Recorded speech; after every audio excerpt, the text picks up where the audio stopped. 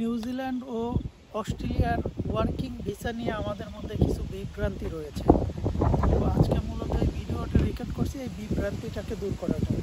যেহেতু আমি এখন নিউজিল্যান্ডে আছি, প্রথমে আগে নিউজিল্যান্ড নিয়ে বাংলাদেশ থেকে অনেকেই মনে করেন নিউজিল্যান্ডের ওয়ার্কিং ভিসা হয় না। আসলে এটা হচ্ছে ভুল ধারণা। আগে অনেক সহজ ছিল, বাট এখন একটু কঠিন হয়ে গেছে। কঠিন কীরকম? যেগুলো একদম লোয়ার ক্যাটাগরির জব, মানে একদম নিম্নমানের জব, ওইগুলোর ক্ষেত্রে নিউজিল্যান্ড গভর্নমেন্ট বাধ্যতামূলক কিছু শর্ত দিয়েছে। যেমন 1 নম্বর প্রধান শর্ত হচ্ছে আপনাকে আইএলটিএস 4 লাগবে। আর যেগুলো একটু হায়ার ক্লাস, অর্থাৎ ম্যানেজার, এরপরে আপনার কনসালটেন্ট, ইঞ্জিনিয়ার, ডক্টর, নার্স, মানে নার্স আবার রেজিস্টার্ড নার্স হইতে হবে। এই ধরনের প্রফেশন মানে সুবিধা হচ্ছে গ্রিন লিস্ট, মানে এই প্রফেশনগুলোতে যারা নিউজিল্যান্ডে চলে আসবেন জব ভিসায়, তারা কিন্তু মাত্র 2 বছর পরেই পিআরের জন্য এলিজিবল হয়ে যাবে। এটা হচ্ছে গ্রিন লিস্ট বলে নিউজিল্যান্ডে।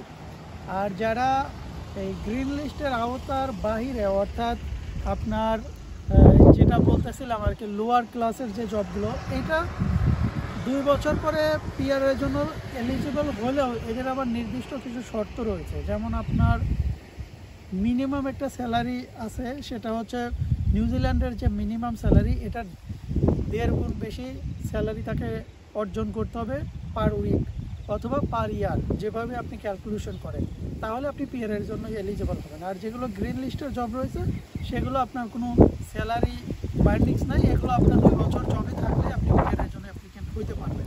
যাই হোক, যেটা বলতেছিলাম, বাংলাদেশ থেকে নিউজিল্যান্ডের ওয়ার্কিং ভিসা আগেও চালু ছিল, এখনও আছে। বাংলাদেশ থেকে নিউজিল্যান্ডের ওয়ার্কিং ভিসা মানেই 5 বছরের ভিসা।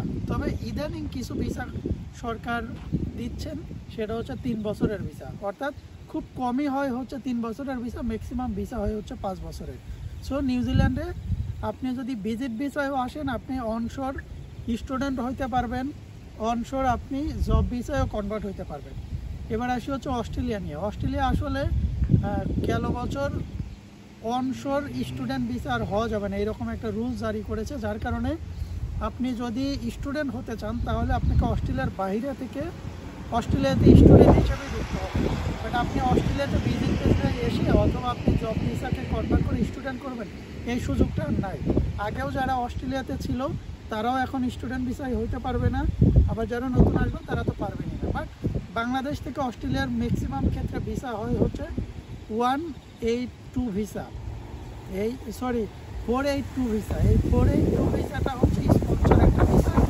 যারা অস্ট্রেলিয়া থেকে কোম্পানির জব অফার লেটার পান, শুধুমাত্র তারা এই ভিসাটা করতে পারবেন। এটার জন্য 2 বছরের ওয়ার্ক এক্সপিরিয়েন্স লাগবে, সেটা অস্ট্রেলিয়াতে এবং নিউজিল্যান্ডেও, 2 দেশের ক্ষেত্রেই।